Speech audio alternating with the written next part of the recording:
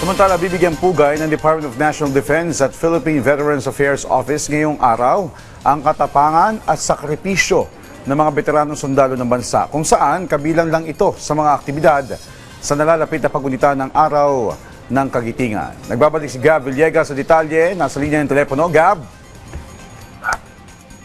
Kulang nga ng Department of National Defense at Philippine Veterans Affairs Office o PVAO ang serye ng mga aktibidad para sa paggunita sa 84 na taon ng Araw ng Kagitingan at Philippine Veterans Week bilang parangal sa katapangan at sakripisyo ng ating mga veterano.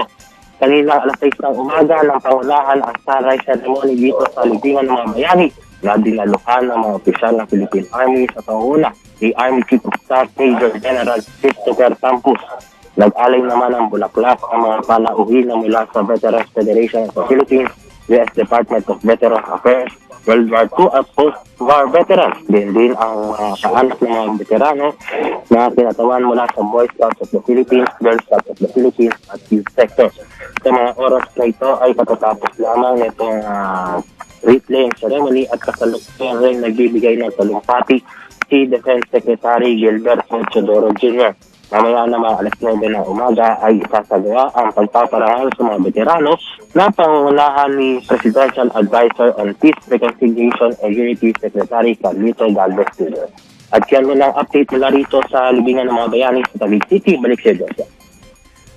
Maraming salamat, Gab Villegas.